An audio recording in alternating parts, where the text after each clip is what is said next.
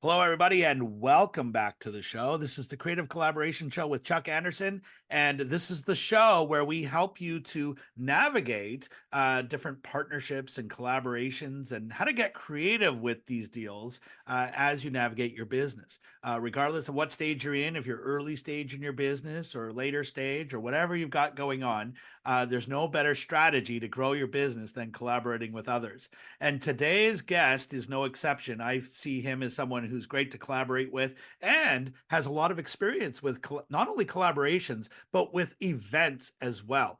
And most people who know me in my audience, I'm very pro affiliate, very pro collaboration, and also very pro event, especially virtual events. And in that, with our agency Event Affiliates, that's exactly the work that we do. So I'm really happy, Michael, that you're here today, and we'll spend some time talking about events and collaborations and wherever else we happen to go with it.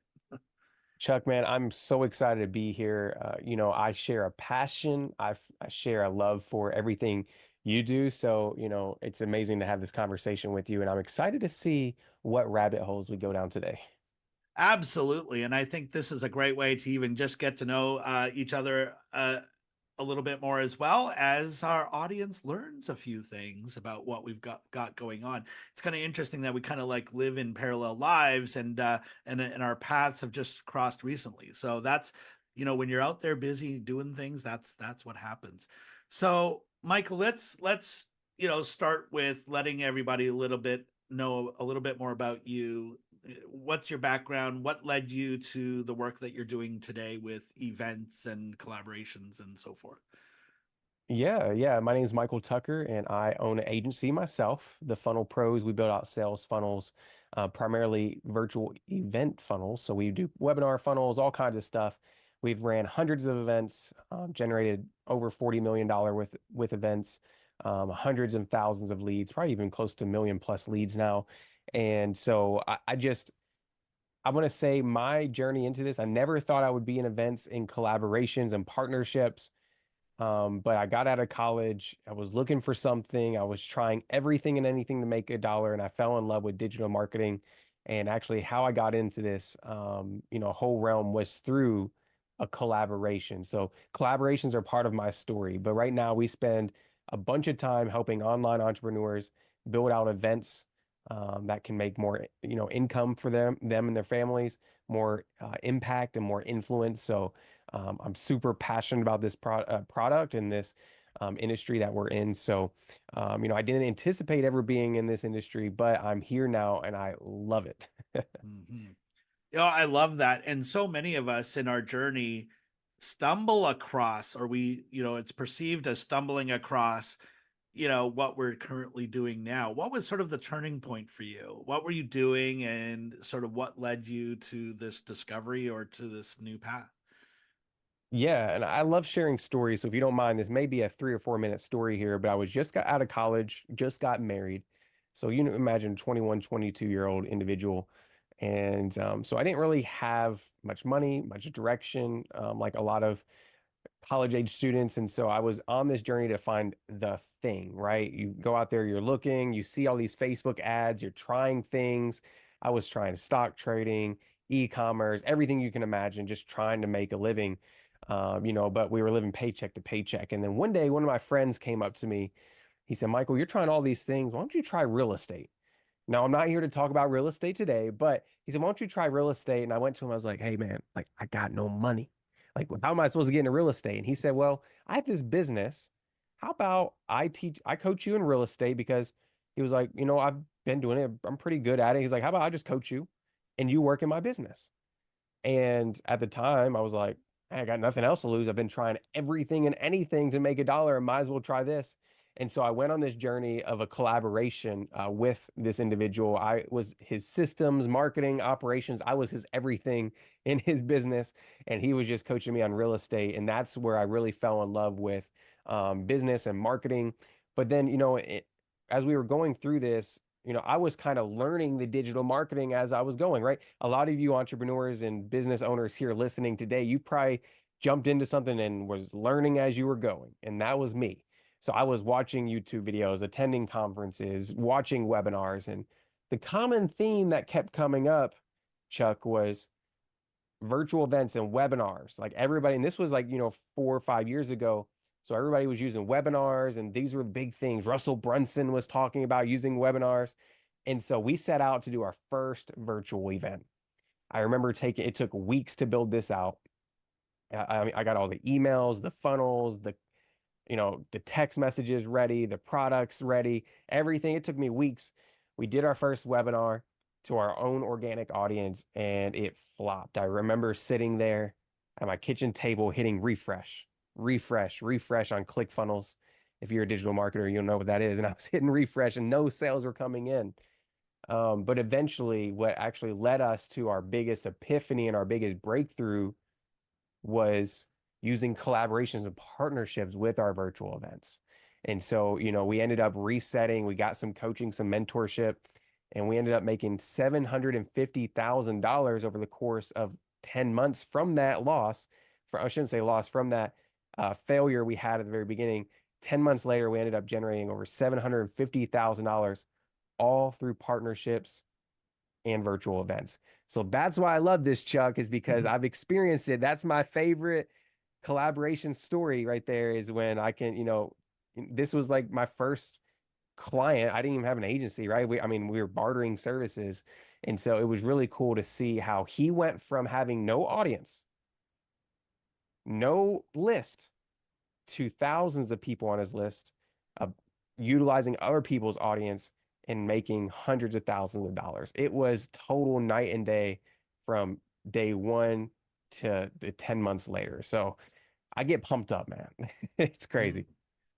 Well, I could see why. And, there's so much that I love about that story, Michael, and that we could unpack. I think the biggest thing that stands out for me that I want to talk about is, that decision to go forward from that failure. And I've had so many conversations with people who've hosted an event or a webinar and it didn't go that well. And, I've been that guy hitting the refresh button, waiting for Yep. the sales to come in. You think you nailed it and you find out that you didn't.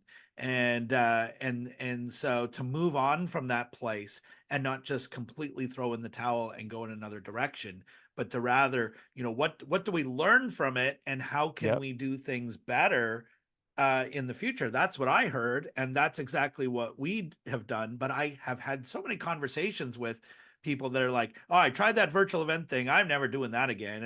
It was so much work, and I didn't make any sales, and blah blah blah blah blah." But Right. but really, the only way to fail is to quit, right? And so I Yep. tell my clients that all the time.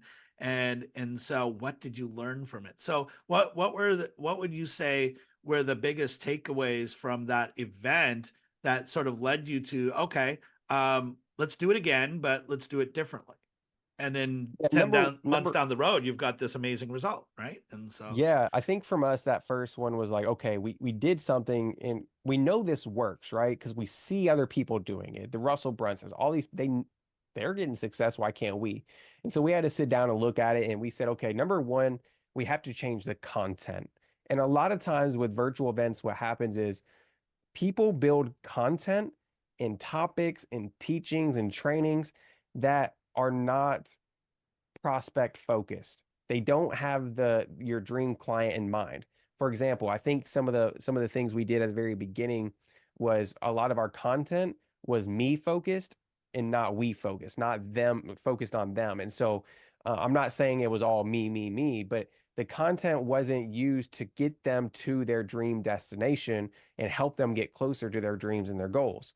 And so we had to change the content a little bit of those trainings. And so if you're here listening and maybe you feel like people aren't staying that long through your presentations, or maybe the engagement's not good, maybe look at the content like we did, and we had to say, hey, how can we help our dream clients get from where they are now to where they want to be? They may not make that full journey in a 60, 90-minute class, but how can I help them get there closer? So number one, we changed the content a little bit. Number two is we just realized, hey, we need more people in the room. And this is where the collaborations and the partnerships came in place. We knew what we had worked. because real estate was working for my coach, it was working for me, and we said, okay, how can we get this out into the world to more people? And that's where we said, hey, what if we partnered with people who had what we don't have, which is eyeballs, right? And so some of you all, and Chuck teaches this all the time. So I'm just repeating what he teaches, right? So some of you all have resources, some of you all lack resources. For us, we had amazing knowledge, but the resource that we lacked was the attention, right? And so we had to say, hey, who has the attention that we need and we want? And so what we did, Chuck, is actually our first partnership and collaboration was with a wealth coach. So it was a perfect tie together, right? So we taught real estate, and that was the business model. And then the individual we partnered with, they taught budgeting, getting your money right. And so what's the next best thing after you get your money right and you start budgeting? You invest it, right? And so we went to this coach and said, hey, we would love to teach your individuals, your audience, your community how to invest their money after they get their money right. And they said, awesome. And so we built a collaboration. That collaboration alone led to over probably three to $400,000. And so those were the two biggest things for us, was figuring out what we needed, which was the attention, and then two, crafting that better content for those in our care. Does that make sense? Oh, it makes so much sense. And it reminds me of about a dozen stories of my own, which I'll save for another day because today's about you and not me. But it's it's amazing that, well, first of all, good for you for realizing that and taking that next step, because if you didn't, we wouldn't be here talking about all this amazing, Right. the amazing result that you had. And again, inspiring our audience to, take a look at those apparent failures. And I say apparent failures because there's probably 80 to 90% of the stuff that you did that worked, and only 10-20% that didn't. And you just need to tweak that part of it. For you, it was like, oh, let's go partner with someone, let's get someone who's got the eyeballs already. How much easier is that than running paid ads or posting, every single day or multiple times a day on social media, or doing SEO and trying to get to the top of Google for keywords, which you can do, but it takes a long time and a lot of consistency and a lot of effort to do that. When one partnership, how long did it take from when you found that person to partner with? Like, what was the time frame? Like when you guys had this webinar and then you found this coach to work with, wealth coach, you said it was, wealth coach to partner with. How long was the execution of all of that, of all of that? I would say probably a few months. So David, who was, obviously the owner of the business that I was helping him with, he had started building this relationship, and there's the key word there, right? With a lot of partnerships and really long-lasting affiliate deals, you really need to build a good relationship. And so he had started, and he actually went into this person's community and did a free training. No sales, just a free training, which is really something I love. When you can go in and add value like that to somebody's audience with no strings attached. That was the hook that got the partnership. Is he came in, spoke to this individual's audience free of charge. That was, conversation took a few weeks. That happened, that it was executed. They loved it. They raved over the information. They were like, that was crazy. And then a few weeks, probably I'd say maybe a month or two later, the conversation was like, hey, your audience loved this. We have this event that we normally put on, and no, we only did this event one other time, but we said we have this amazing event. We know it's powerful. Why don't we just do it? And then, if people show up, they show up. We'll split everything 50-50. And so we ended up doing it here. He was like, okay, cool. So the affiliate sent out, I think, two or three emails, maybe made one or two posts in the Facebook group, nothing crazy for the first one. And we had hundreds of people register just off those few emails and those Facebook posts. So I would say probably like, a few months, a quarter maybe of effort. So, but we did that partnership again and again and again because, that first one, it was kind of like a test, and then it went so well, people responded to it. We ended up making, I think the first time, like $100,000 off our first partnership, which was amazing. And we're like, let's do that again. Let's push it harder this time. And so from there, after that, first couple months, we did it again and again and again. And we found new partners as well because we were like, this is crazy. Mhm. Well, first of all, good for you for having a webinar that converts because not everybody has one of those. But also what I love about what you just said, it's you mentioned the R word, and the people in my group coaching program hear me say this all the time. I'm like, okay, everybody, what's the R word? And they're like, revenue. I'm like, no. Yes, you want revenue, obviously, but relationships. You mentioned there. And what I love about what you said is that investment in building a relationship. Go speak to that person's group. No expectations, no money, and you're just giving, right? You're just giving and you're getting it out there. And next thing you know, you've got this relationship with the group host, and one thing leads to another. It's one of the reasons I love podcasting so much and collaborative Yep. events. I mean, that's really the same idea there. I love that you are willing to do that, and I really hope that our listeners hear what you just said, because that willingness to invest the time. Everybody wants sort of an instant result. That's why I asked the question. I mean, sometimes you can get an instant result. You find a partner, you do a webinar, and within 30 days you make money. Okay, a few months. Okay, you go and you go and you do the talk. You connect with the host. They get good value. Spawns a conversation. Next thing you know, you're doing collaborative webinars together. So it's a really, really smart idea. And so now the other thing you said, building upon that, is that after the success of that, you started recruiting or doing deals with other partners. So where did you start to go look? What's your kind of like go to when it comes to finding others that you want to partner with or collaborate with? Yeah, I mean, we are very, very much so. Let me say this. What we do now is a lot different than what we did when we first started out. We still implement what we used to, so I'm not going to say we abandoned that, but what we do now is a lot more complex for our events. But whenever we were first starting out after that first one, it just was, again, relationships. We had that much success. We said, okay, who else has an audience that would benefit from what we know and what we do? And so we went on and we had another individual. He taught. He had like an audience that was like more of like trust, life insurance, things of that nature. Still kind of in like the money financial side of things. And we went to him and said, okay, we have this proof of concept now. So listen, once you find one win, once you run one JV, one partnership, you now have proof of concept, right? And so now you don't have to give people the information on how much you sold. You don't have to give them who the partner was. You can maybe give them ideas and examples, but say, hey, we just did this collaboration, and this is what we did in this instance. This is the collaboration we just did. This guy was a wealth coach. We made roughly about this much. We didn't give exact numbers. You have an audience similar size. Would you be interested? And it's because that guy had because David and we had an existing relationship with this guy, and there was a proof of concept. Angel was a no brainer. Oh, might as well I'll try it out. Worst case scenario, our team, the people who attend this event show up and get value, right? So it's a win, win, win.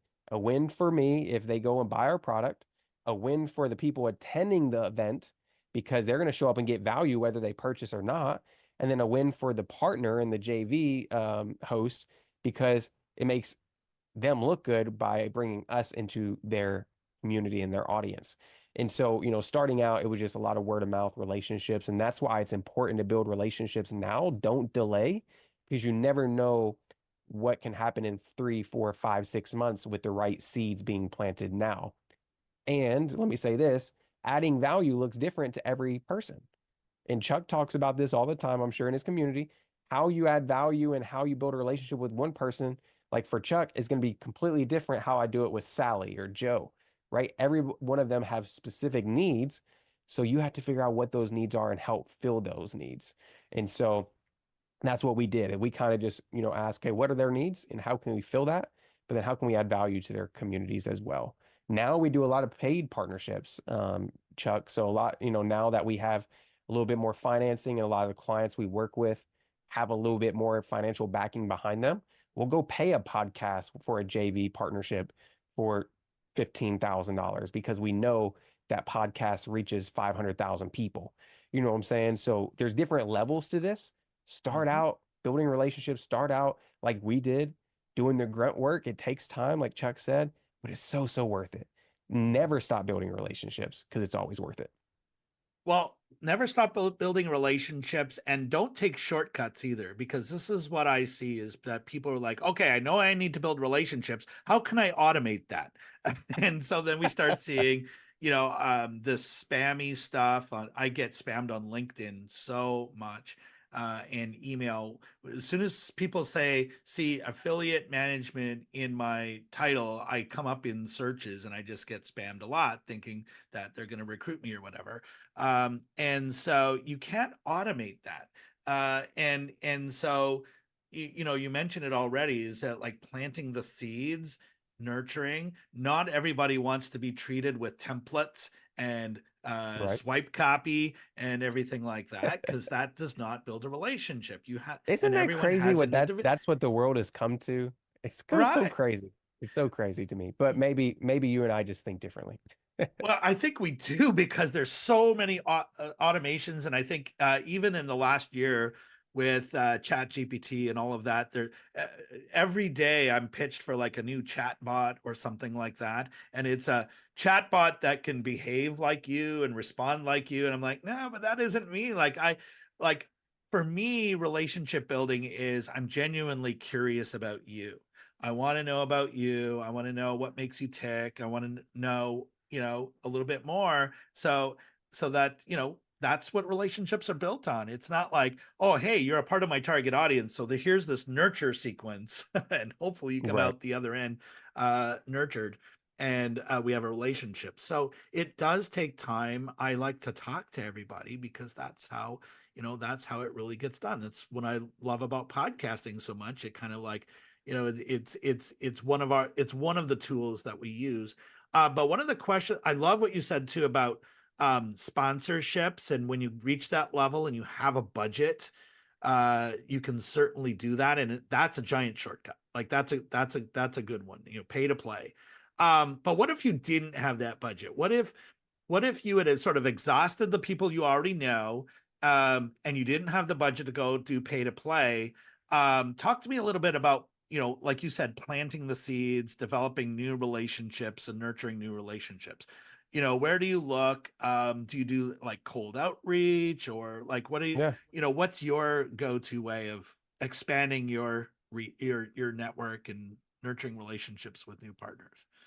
Yeah, I think for everybody is going to be a little bit different because everybody's different. A business model, everybody's target audience is a little bit different. But for me, us personally, podcasts are a big one, right? I speak on about probably 100 podcasts per year, which a lot of people are like, what? Like that's a lot. And then some people are like, wait, I do 200 or 300. But I speak on like 100 podcasts a year and build relationships. Like this is the start of me building new relationships. I've built tons of amazing collaborations, ideas, products with people just like you, Chuck, like coming in, having these conversations. So podcast guesting is one of the amazing shortcuts, but then also hosting your own podcast.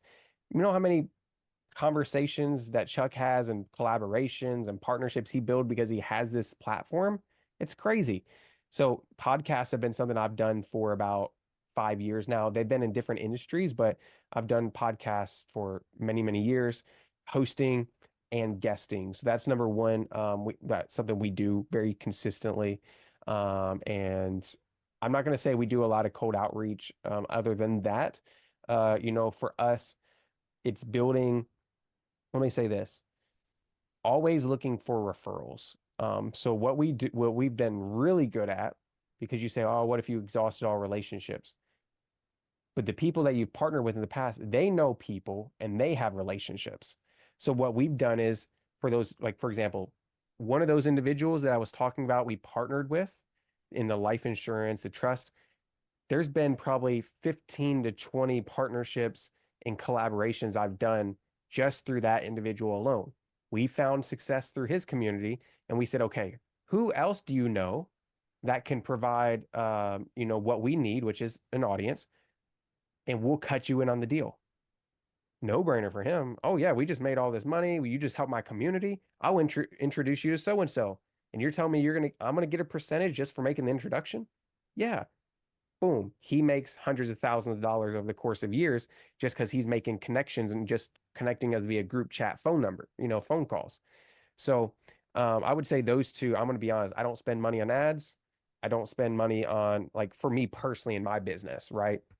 Now, for some of our clients running events, we do, but primarily for me, mainly the podcast and the having a great referral system. Yeah, and the interesting thing about paid ads, and as a former investor in an ads agency, look, if you're advertising to a lead magnet or a downloadable or something like that, it works really, really well. Um, with events, not so much. Until you get really, really close to the day of the event, that's when I start to see it work. And so, we wasted thousands and thousands and thousands of dollars on advertising campaigns that didn't work.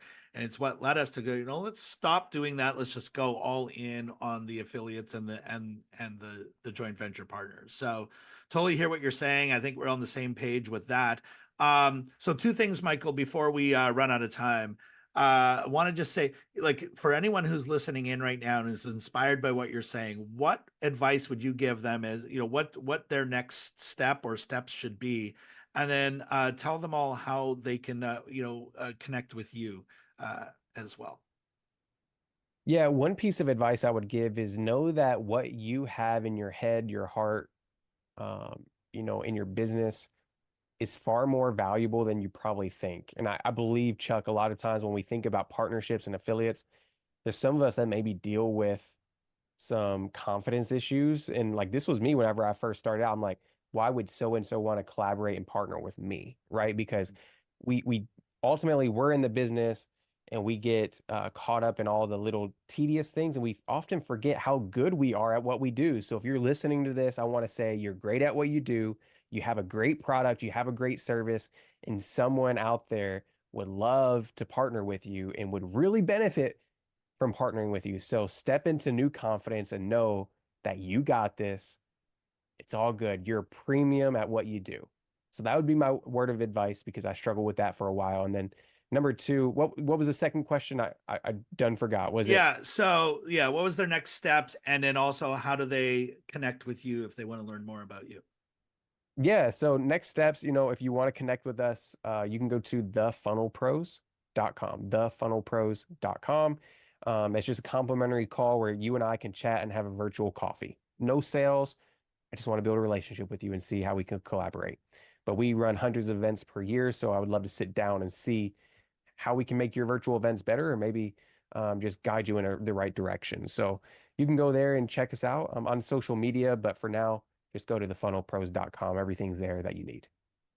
Fantastic. Now, if you're watching this on video, look just beneath this video. We've got all of Michael's links there. And if you're listening to this on podcast, go into the player that you're on, and all the show notes and all the links are there as well. So, and then if you do connect with Michael and have that call, email me back. Let me know how it went, and I have a free gift for you. I'm not going to tell you what it is. It's always a surprise, but it's a good one. But I definitely want to hear that feedback and let me know. So Michael, this has been amazing. I think we could definitely talk, you and I are on the same page so much about, this approach. I could talk to you about this all day, but this has been super valuable. Now, before we kind of like bring things to a close here, just want to ask you, because so much of this being this on this journey of being a business owner and event host and just doing the entrepreneurial thing has been about learning, growing ourselves to grow our business. And for me, books have been a big part of that. So I always ask every guest when they're here, if you had one go to must read book recommendation that people go check out, which one? I know, and I know that's hard because there's like lots. Right. But yeah, there's more than a few. But what one would you recommend?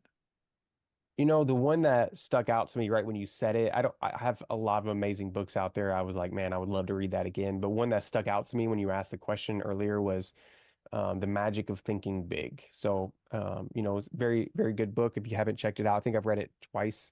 But just, a lot of what you're talking about, Chuck, with collaborations and partnerships, you have to think big and you have to dream big. And so that would be a great book for anybody here who wants to land some big collaborations and isn't afraid to dream, super big. Go ahead and read that book, and it'll help you get to that place. The magic of thinking big.